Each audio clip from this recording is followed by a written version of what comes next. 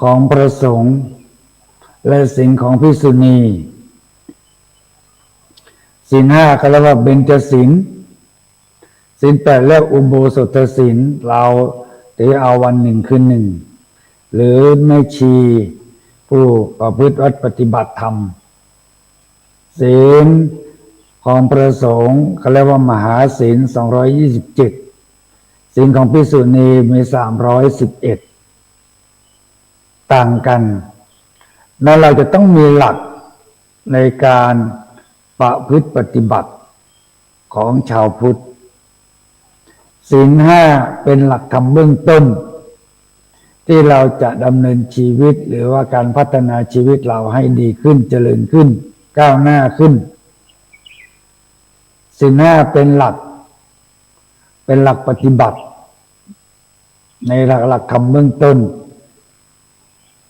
คือเราถือประพฤติวัดปฏิบัติตามหลักของศีล 5ศีล 5ประการนั้นคือทำให้เรานั้นชีวิตนั้นปลอดภัยเป็นประการแรกชีวิตเราปลอดภัยคือปลอดภัยเราไม่ต้องมาเบียดเบียนซึ่งกันและกันทั้งกายและวาจาและใจแล้วอีกอย่างหนึ่งเรามีความสำรวมเขาเรียกว่าเรา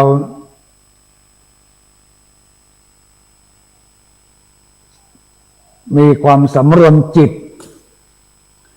เรามีความพอใจในคู่ครองเรามีสติรับรู้ว่าการจะทำจะพูดจะคิดสิ่งใดก็ตามให้เรารู้ตามสำรวมพูดง่ายๆคือศีลเนี่ยคือรักษากายรักษาวาจาและรักษาใจให้เรียบร้อยอันนี้คือหลักปฏิบัติทำให้คนนั้นเป็นคนงามเขาบอกว่าครูบาอาจารย์ได้ข้อคิดไว้ว่าอันสตรีไม่มีศีลก็สิ้นสวยบุรุษด้วยไม่มีศีลก็สิ้นสีภิกษุชีไม่มีศีลก็สิ้นดีเป็นข้าราชการศีลไม่มีก็หยาบคายนั้นจะต้องมีศีลเป็นหลักปฏิบัติเป็นหลักดำเนินชีวิตดังนั้นชีวิตหนึ่งปลอดภัยเมื่อชีวิตปลอดภัยแล้วสังคมอยู่เย็นเป็นสุขแล้วไม่เบียดเบียนกันสังคมก็จะเป็นปกติสุขแผ่นดินที่เคยเร่าร้อนก็จะเป็นแผ่นดินธรรมแผ่นดินทองที่เกิดขึ้นแล้วสังคมนั้นก็จะอยู่เป็นปกติสุขเขาบอกว่าศีลเนี่ยเริ่มหลักธรรมที่เริ่มที่แม่แก้ที่พ่อก่อที่ลูกปลูกที่ครูบาอาจารย์และไว้วางประสงค์ต้องเริ่มครอบครัวที่จะอบอุ่นที่จะเป็นปกติสุขนั้นต้องมีหลักของศีลธรรมประจำใจประจำครอบครัวต้องเป็นครอบครัวที่อบอุ่นสังคมไหนก็ตามชุมชนวัดวารามสำนักงานองค์กรต่างๆจะต้องมีหลักปฏิบัติสถานที่แห่งนั้นถึงจะเป็นสถานที่อบอุ่นและเป็นสถานที่ที่น่าอยู่ข้อสำคัญที่สุดก็คือหลักคือการปฏิบัติเรื่องของศีลนั้นคือกายกายเราไม่เบียดเบียนคนอื่นไม่ประทุษร้ายคนอื่นคือว่าที่ก่อนคือวาจาเนี่ยวาจานี่สำคัญมากวาจาวาจีเนี่ยเขาบอกว่าพูดดีเป็นสีแก่ปากถ้าพูดไม่ฉลาดจะทำตัวเราให้อับปรีบุคคลนั้นเนี่ยเป็นคนที่อับปรีคือพูดโดยไม่คิดพูดโดยไม่ใช้ปัญญาไตร่ตรองพูดแล้วทำให้ตัวตนเราตกต่ำ พูดโดยไม่ใช้สติและปัญญากำกับนั้นหลักของพุทธศาสนาเนี่ยพระพุทธเจ้าท่านสอนเรื่องของการปัญญาความหลุดพ้นอย่างแท้จริงหลายคนคิดว่าในพรรษา3 เดือนนี้จะประพฤติปฏิบัติตามหลักของศีลธรรม5 ประการคือตั้งใจศึกษาปฏิบัติธรรมบางคนก็บอกว่าปีนี้ผมขออธิษฐานนะคืองดเหล้าเข้าพรรษา3 เดือนอาตมาก็บอกว่าน่าโมทนายินดีเพราะเรามีความประพฤติปฏิบัติมีความตั้งใจโลกเราที่มันเดือดร้อนเนี่ยที่มันวุ่นวายทุกวันเนี่ยเพราะว่าโลกเราขาดศีลนี่เองน่าขาดศีลขาดความเป็นระเบียบเพราะบางครั้งนี่การเข้าวัดฟังธรรมในพรรษาเนี่ยถามว่าโยมมีความปรารถนาอยากจะพ้นทุกข์ไหมก็มีความปรารถนาอยากจะพ้นทุกข์แต่ว่าบางครั้งจิตเราไปมุ่งเอาไปยึดติดสิ่งใดสิ่งหนึ่งทำให้เราเกิดความทุกข์อย่างคุณพ่อคุณแม่ญาติโยมเอาจิตไปฝากไว้กับลูกหลานอยากให้ลูกหลานเป็นนั่นเป็นนี่บางครั้งลูกหลานไม่ได้เป็นไปตามที่เราคิดที่เราหวังไว้ก็เกิดความทุกข์เหมือนโยมเอาความหวังมาฝากไว้กับพระพุทธศาสนาถามว่าถูกต้องไหมก็ถูกต้องแต่เราไปยึดไว้ที่ประสงค์วัดหลายวัดที่เป็นครูบาอาจารย์พระมหาเถระที่ประพฤติปฏิบัติดีเมื่อครูบาอาจารย์ท่านได้ละจากโลกนี้ไปแล้วท่านสิ้นไปแล้ววัดนั้นกลายเป็นวัดล้างเลยทั้งที่เป็นที่อยู่ของพระรัตนตรัยบทศาลาวิหารพระประธานอยู่ยังอยู่เหมือนเดิมแต่ว่ายังขาดครูบาอาจารย์นั้นพระสงฆ์สามเณรก็ยังอยู่แต่หลวงพ่อหลวงปู่ไม่อยู่แล้วคนไม่เข้าวัดเลยนั้นแสดงว่าเราไม่ได้ยึดที่พระรัตนตรัยเราไปยึดที่ตัวของบุคคลเราไม่ได้ยึดศีลธรรมกรรมฐานนั้นเมื่อเกิดสิ่งใดเกิดขึ้นความทุกข์มันจะมาวิ่งเข้าหาเราทันทีเลยมันแก้ไม่ได้นั้นต้องยึดที่หลักศีลธรรมกรรมฐานศีลธรรมหลวงปู่พุทธทาสท่านได้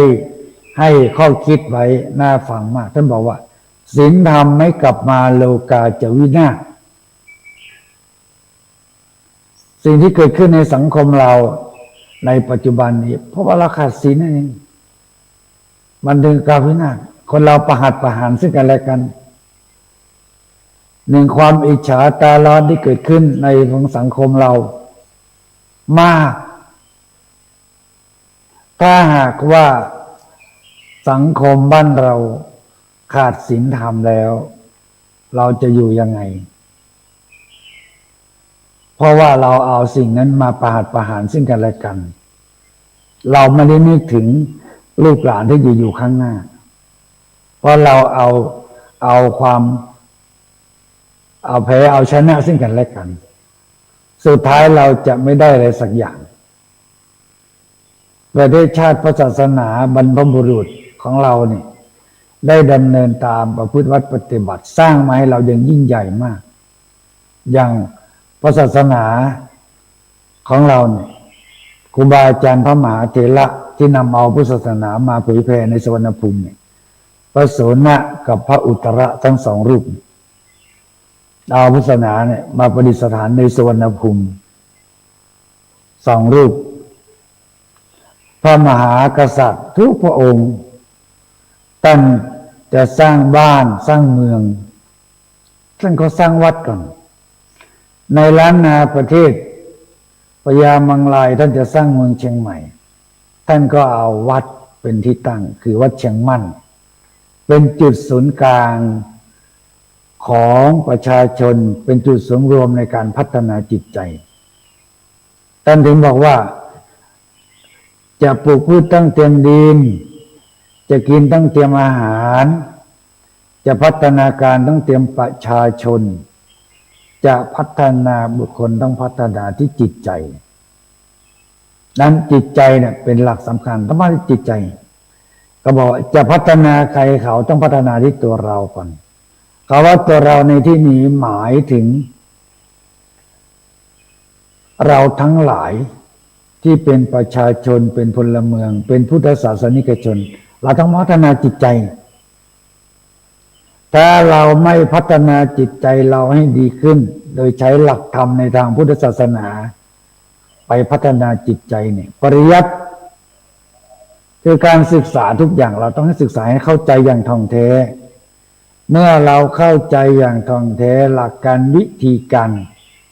แล้วเราก็ไปศึกษาเรื่องการปฏิบัติการปฏิบัติเนี่ยสำคัญมากในประเทศไทยเรามีครูบาอาจารย์พระมหาเถระท่านได้ไปศึกษาแนวการปฏิบัติที่มันชัดเจนขึ้นคือยุบหนอพองหนอสำนักวัดมหาธาตุกรุงเทพมหานครท่านไปศึกษาค้นคว้าเป็นหลักการปฏิบัติให้เกิดมรรคเกิดผลเกิดแนวทางให้สว่างไสวขึ้นแล้วของสำนักวัดปากน้ำหลวงปู่สดพระมงคลเทพมุนีท่านใจสัมมาอาลาหังสัมมาอาลาหังคือเป็นหลักการปฏิบัตินั่นเองเป็นวิธีการเพราะว่าจริตของคนเราเนี่ยมันไม่เหมือนกันบางคนชอบรสอาหารเผ็ดเค็มร้อนอะไรเย็นอะไรทำนองเนี้ยก็มีหลักการปฏิบัติถ้าเราศึกษาจริงเราปฏิบัติจริงมันก็จะเกิดมรรคผลจริงเกิดความสุขที่แท้จริงเราจะเกิดความละอายแต่ต้องศึกษาปฏิบัติที่ถูกต้องเราต้องศึกษาจริงทำจริงไม่ใช่ว่าการปฏิบัติธรรมเนี่ยจิ้มจ้ำเดี๋ยวไปแล้วอย่างนี้เราต้องทำเป็นกิจวัตรต้องทำเป็นวัดศีมันถึงจะเกิดประโยชน์จริงบางครั้งเราก็ไม่มีเวลาให้กับตัวเองส่วนมากคนเราจะพูดว่าไม่ค่อยมีเวลาปีนี้พรรษาเนี่ยเดือนนี้ไม่ค่อยมีเวลาไม่ได้เข้าวัดฟังธรรมเลยคือเรามักจะไม่มีเวลาเราเอาเวลาเนี่ยทุกคนมีเวลาเท่ากันหมดเลย24 ชั่วโมงเท่ากันแต่ทำไมคนเราถึงมีความคิดความเห็นต่างกันไม่เหมือนกันเพราะว่าเราเอาเวลาตัวนี้ไปใช้ประโยชน์ไม่เหมือนกันบางคนเอาเวลาเนี่ยไปใช้ไม่ค่อยเกิดประโยชน์ไม่เกิดมาเกิดผลกับตัวเองไปนั่งนินทาคนนั้นไปนั่งนินทาคนนี้แม้แต่ไปวัดเองเนี่ยบางครั้งโยมก็ไปนั่งนินทากันไม่ได้ศึกษาปฏิบัติธรรมไปนั่งคุยกันบางครั้งพระท่านเทศโยมก็ไปนั่งคุยกันเสียงดังแข่งกับพระ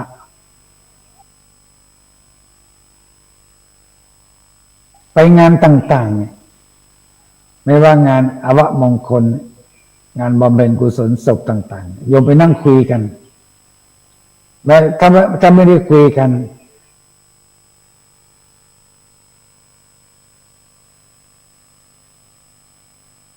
จะไปนั่งเกี่ยวโทรศัพท์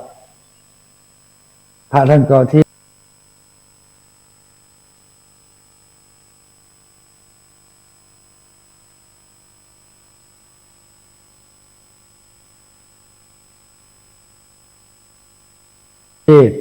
โยมก็ไม่ได้สนใจอะไรอันนี้เวลาทุกข์เกิดขึ้นโยมจะวิ่งมาหาเลยจะทำยังไงเพราะว่าเราไม่ได้ศึกษาอย่างจริงจังศีล 5 ข้อปานาทินากาเมมุสาสุรา 5 ข้อเนี่ยทุกวันเนี่ยสิ่งไหนที่เขาบอกว่าไม่ดีเนี่ยเราทำหมดเลยเดี๋ยวนี้ นั้นทำห้าประการ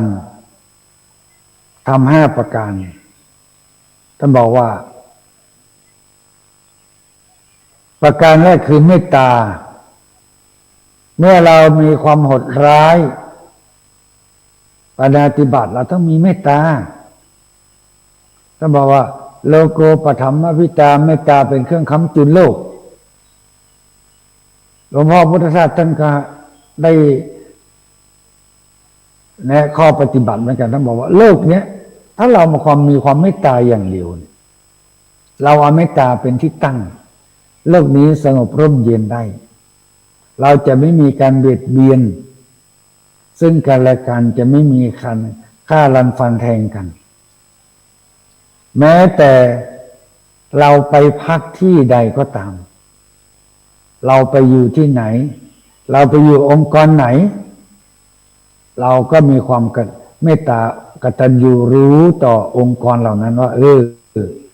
ถ้าไม่มีเขาเราก็ไม่มีวันนี้อย่างเราเดินทางเนี่ยเราไปพักใต้ร่มไม้ต้นไหนท่านบอกว่าท่านแนะบอกว่าอย่าไปตัดต้นไม้ต้นนั้นอย่าไปทำลายต้นไม้ต้นนั้นเพราะเราไปอาศัยพึ่งพิงใต้ร่มบารมีเขาถ้าหากว่าเราไปตัดไปทำลายต้นไม้นั้นเราขาดความเมตตาเราขาดความกตัญญูไม่รู้จักบุญคุณไม่รู้จักบุญคุณท่านจึงบอกว่าบุญคุณเนี่ยคนที่จะเป็นคนดีได้นั้นในแง่ของศีลธรรมกรรมฐานเนี่ยไม่ใช่นั้นคนรวยไม่ใช่คนนั้นเป็นคนที่เรียนจบเป็นด็อกเตอร์ปริญญาตรีโทเอกไม่ใช่ว่าคนนั้นจะเป็นนายร้อยนายพรานไม่ใช่คนที่จะเป็นคนดีได้นั้นต้องคนดีต้องดีหลักที่ศีลธรรมกรรมฐานมีศีลธรรมประจำใจที่ดีเป็นคนที่ไม่โหดร้ายไม่มือไวไม่ใจเร็วเนี่ยคนดีตามหลักของศีลธรรมกรรมฐานนะคือเมตตาหลักประการธรรมหลักประการที่สองคือสัมมาอาชีวะคือเลี้ยงชีพด้วยความบริสุทธิ์ไม่หลอกลวงเขาเลี้ยงชีวิตคือเป็นบุคคลที่ทำอาชีพเนี่ยสุจริตไม่ใช่ทุจริตจะต้องเป็นบุคคลที่ดำเนินชีวิตประจำวันเนี่ยเป็นผู้ที่งดงามเขาในหลักของพุทธศาสนาคือว่าอาทิกัลยาณังในเบื้องต้นคือได้แก่ศีลนั่นเองเรามีศีลประจำใจมัจเจกัลยาณังท่ามกลางเรามีจิตใจที่งดงามจิตใจที่ดีปริโยสานกัลยาณังที่สุดคือศีลสมาธิและก็ปัญญาความรอบรู้ในสิ่งที่คนรู้ในสิ่งที่ควรประพฤติปฏิบัตินี่คือความงดงามความงดงามสัมมาอาชีวะเลี้ยงชีพด้วยความบริสุทธิ์ประการที่สองประการที่สามมีความพอใจและมีความยินดีในคู่ครองนี่สำคัญมากทุกวันนี้เราไม่รู้จักพอเราไม่รู้จักอิ่มถ้าเรารู้จักคำว่าพอรู้จักคำว่าอิ่มเนี่ยแม้แต่การศึกษาปฏิบัติธรรมหรือการดำเนินชีวิตเราอยู่ในครอบครัวอยู่ในองค์กรเรารู้จักอิ่มเราก็จะมีความสุขชีวิตเราก็จะสำเร็จเราก็ไม่ต้องกังวลไม่ต้องทุกข์ใจและประการที่สี่วาจาสิทธิ์วาจาสัตย์พูดสิ่งใดก็ให้เป็นสิ่งนั้นพูดจริงทำจริงอันเนี้ยคือวาจาเดี๋ยวนี้สังคมเราไม่ได้นำหลักธรรมนี้ไปใช้เกิดขึ้นทุกวันวาจาฆ่ากันแทงกันด้วยหลักของวาจานั่นเองวาจาเนี่ยสำคัญมากผู้ที่จะเป็นนักบริหารนักปกครองเนี่ยข้อนี้สำคัญมากวาจาสัตย์พระพุทธเจ้าเนี่ยพระพุทธองค์นั้น มีคนมาถามพระองค์มากเลยว่า ตายแล้วไปไหน ตายแล้วไปอยู่ยังไงพระเจ้าไม่ตอบที่ว่าไม่ตอบเพราะว่าพระเจ้าไม่รู้ไม่ใช่รู้ แต่พระองค์ได้มาพิจารณาว่าตอบไปแล้วเนี่ยก็ไม่มีประโยชน์นั้นพระพุทธเจ้าท่านจะแสดงธรรมจะแสดงสิ่งไหนนั้นจะต้องแสดงสิ่งที่เป็นประโยชน์เท่านั้นและสิ่งที่พระองค์นั้นดับทุกข์ได้เท่านั้นสิ่งไหนที่ดับทุกข์ไม่ได้พระองค์จะไม่แสดงและจะไม่ตอบต้องตอบสิ่งที่มันดับทุกข์ได้เท่านั้นเนี่ยคือวาจานั่นและประการสุดท้ายคือสติรอบรู้ตนรู้ประมาณรู้การรู้บริษัทรู้บุคคลเราต้องรู้ด้วยไม่ใช่ว่ารู้จะเอาอย่างเดียวจะเอาตัวเองอย่างเดียวไม่ใช่นั่นเราจะต้องรอบรู้ถ้าจะเป็นชาวพุทธจะเป็นคนที่เป็นคนจริงเราต้องรู้ได้ตนเองอย่างนี้เป็นต้นนั่นเราต้องรู้นั้นในธรรมะในวันนี้ขอฝากเป็นบรรณาการให้ญาติโยมท่านสาธุชนท่านผู้รับฟังทุกท่านได้เป็นข้อคิดให้สติให้เตือนใจเราที่อยู่ในโลกของโลกาภิวัตน์ที่โลกที่มันเจริญศีลธรรมกรรมฐานจะช่วยพัฒนาจิตใจเราให้ดีขึ้นอย่างน้อยในพรรษานี้เราจะได้ในสิ่งที่ดีในสิ่งที่งดงามเกิดขึ้นดังนั้นขอให้เราทั้งหลายนั้นได้เอาสติเป็นที่ตั้งให้พิจารณาสิ่งไหนที่มันเกิดขึ้นเราต้องพิจารณาก่อนถ้าเราไม่พิจารณาเราเชื่อตามที่ไม่มีเหตุและไม่มีผลเราต้องเชื่อแบบใช้ปัญญาเราพิจารณานั้นสังคมครอบครัวความเป็นอยู่ของเราก็จะดีขึ้นเจริญขึ้นในโอกาสที่เป็นมงคลนี้ขอถวายพระพรชัยมงคลแด่สมเด็จพระบรมบพิตรพระราชสมภารเจ้าพระองค์ผู้ทรงพระคุณอันประเสริฐในวันที่28ที่จะถึงนี้เป็นวันพระราชสมภพของสมเด็จพระบรมบพิตรขอเอาคุณพระศรีรัตนตรัยขอให้พระองค์ได้มีพระเกษมสำราญอยู่ร่ำเยี่ยมรินเป็นสุขและเป็นล่มโพล่มไทรของพระสงฆ์นิกรชาวไทยและขอเอาบารมีธรรมของพระสัมมาสัมพุทธเจ้าให้ญาติโยมท่านสาธุชนทุกท่านที่รับฟังธรรมะรับอรุณในเช้าวันนี้ให้ท่านมีความสุขสวัสดิ์วิพัฒนมงคลสมบุญผลอันพึงปรารถนาด้วยกันทุกคนทุกท่านด้วยเถิด